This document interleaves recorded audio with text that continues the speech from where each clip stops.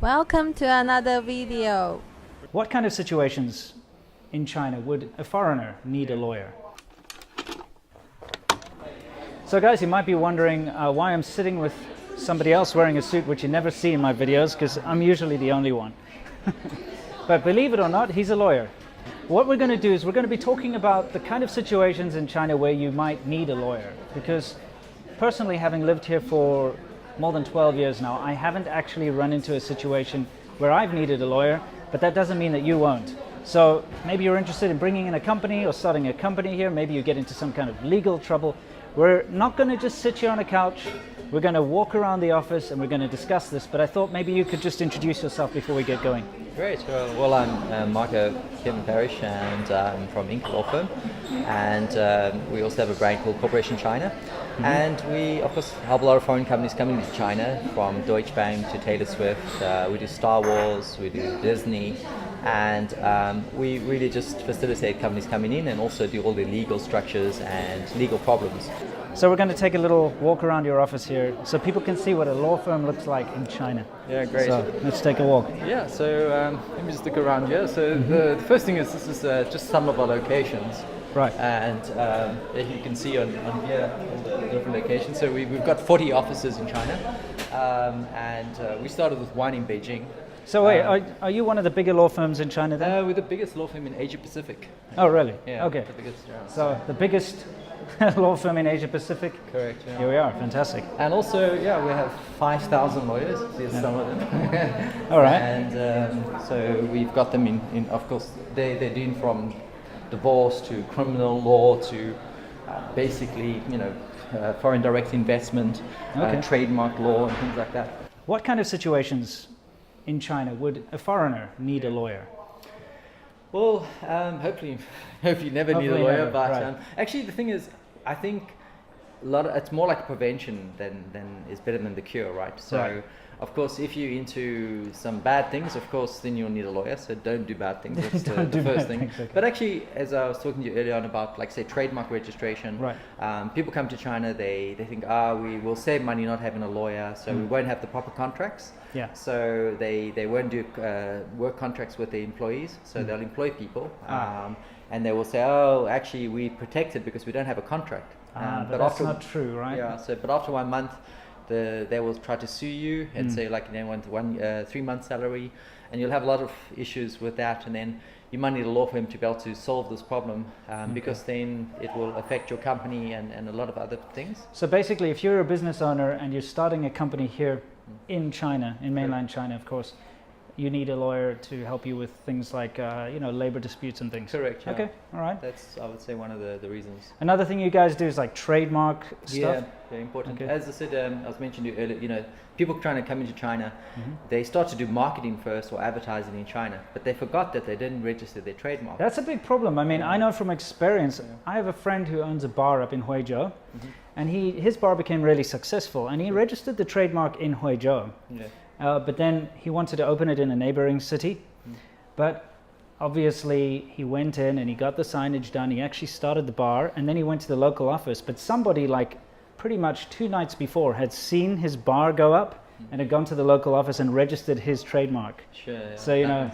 Well, I mean, like Costa Coffee, all these very big companies coming to China, they all had the same problem. Yeah, you guys actually got Costa Coffee in here, didn't you? Yeah, we did. It's first come, first serve. Right. So, like Taylor Swift, of course, people know Taylor Swift, so they registered all her trademarks. So she had to go and basically fight them and bring them all back. Right. Disney, all their trademarks were taken. So Disney doesn't play anymore. If you got the trademark, they will really come after you with everything. Right. So it's better it's so cheap to register the trademark, and it's so easy. Just fill in a couple of forms, give us the logo, and it's done. And then you can forget about it. Yeah. I'd like to ask you, other than like trademark stuff, what other big legal disputes do people usually run into here? I would say, let me just. Yeah, sorry. Yeah, sorry. Okay. This is a bit weird, guys, I know. Yeah, okay. No, basically, I think it's basically cooperating with Chinese companies, and then eventually maybe you'll be cheated. Right, cheating, yeah. So then you realize, hold on, I own the trademark, I own this, I have the rights for everything, it's my idea, and you are just cooperating with me. But then they go, okay, let's look at the contract. then they realized that the contract wasn't done properly. Yes, Or and it's all he's- written, something is written in Chinese that, and the English translation is not exactly. So then you Sure. have this dispute, and it might be millions of. So we have a lot of that. okay, so contracts, guys, super important. And I know this just from people I've met over the years, because China has a very almost opaque system here, especially with the language barrier. What will happen is people will very often write in Chinese in the contracts, clauses that are beneficiary to them, but Correct. not to you. And because you can't read Chinese, you just skim it over and you accept that the English translation is correct, Yeah. sign it, and then you're in a lot of trouble. So it is Correct. always good to have your own And lawyer. of course, they always, in China, they always try to make friendship with you. Don't worry, we're friends. Yeah, and yeah, everything, yeah. and things like that. And then, actually, when you have no money, Yeah, they're quite good friends. But as soon as the company starts making lots of money, yeah. and there's a lot of intellectual property and designs and everything that you basically gave to them, then they start getting sticky. Right, Then right. they start to do things and eventually try to push you out. Try not to open a joint venture, because if you joint venture with them, basically it's going to be very hard to resolve Yeah. the case. If you Understand. rather cooperate is better. Cooperate is better. So I know things have changed over the years, but at least years ago when I tried to open a company here myself personally, there were these rules that you couldn't open a company unless you had a Chinese partner. Is Yeah, that sure. still the no? case? Now it's Okay. called China has something called a wholly owned foreign enterprise. Great. So of course, then you're a foreigner. It can be owned by a Hong Kong company or individual. Right. Simple to set up, and we can supply the registered address. So you don't need a real office. Okay. We can supply all that and everything for you guys, visas and things.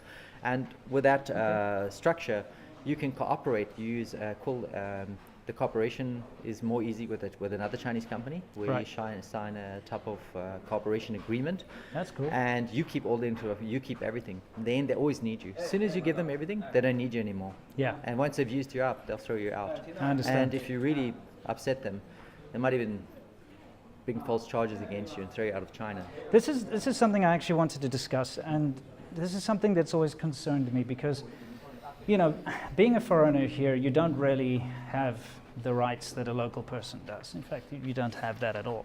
And it's very easy for, any kind of dispute, if it arises, all they need to do is threaten to get you kicked out, and that's a big problem. Well, that's because you don't have the largest law firm behind you. So Okay, that's true. But it's now a little bit more difficult to do that, because of course they have to prove a lot of things first, and Yeah. When it goes to court, it depends on of course not what you know, but also what agreements you have and things like that. Okay. And it's very hard for them to do it now. There's some other meeting rooms with some clients signing contracts in the Very background. nice, very nice.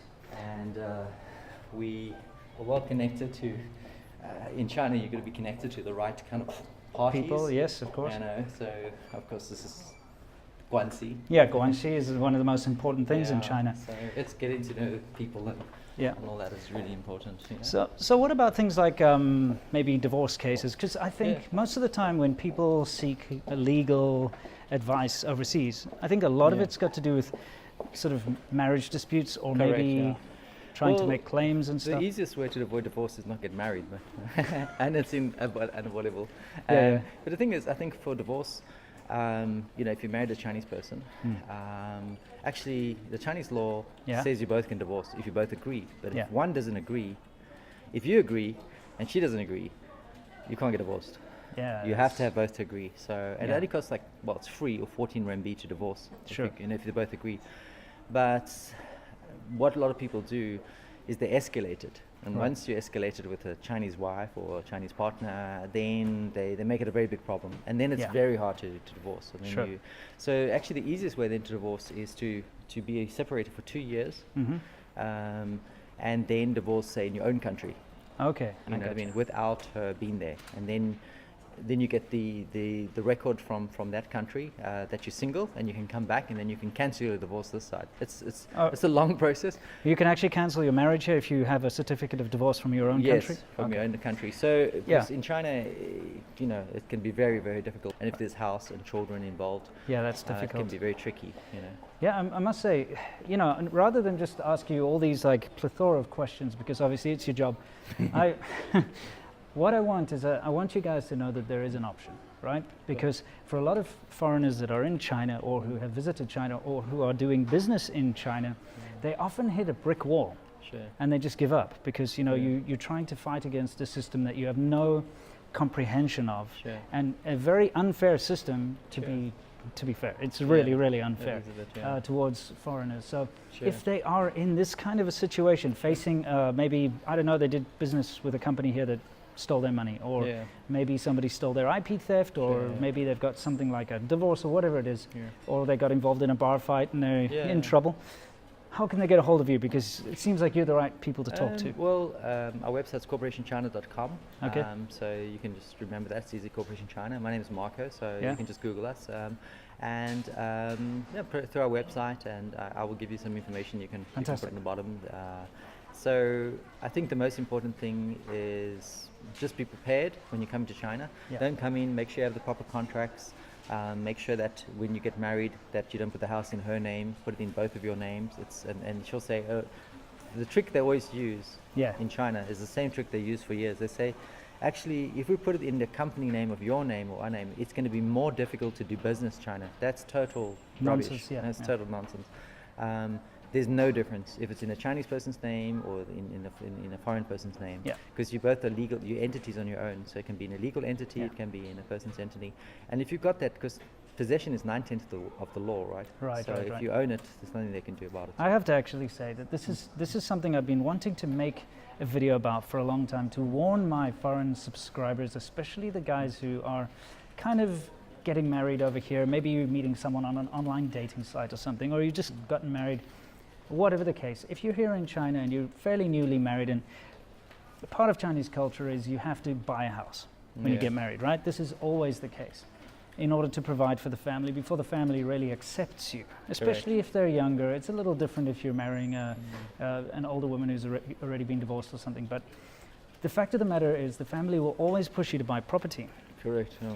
And a lot of guys have been duped, because what will happen is they'll get married and then the family will pressure them to buy the property, and then the wife will divorce, and then you lose all that money because it's really expensive. It's very expensive. Yeah, You and it's- could buy Yeah.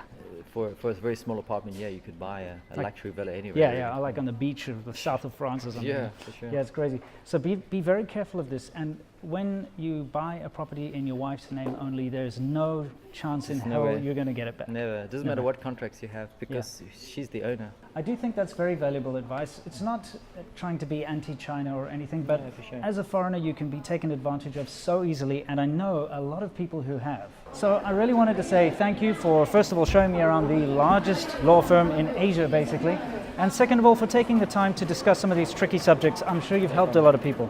I hope I have. Yeah. So if they've got any questions, they can always give us a shout and come for a coffee. And, Okay. Yeah, you guys have your own coffee shop in here, yeah, basically. Inca That's cool. coffee, so, Thank you. I'm going to leave all your contacts down below. And can Excellent. you do me a favor? Could you tell everyone out there to stay awesome? yeah, please stay awesome. Cool. Right. Great. See you guys in the next one. Cheers.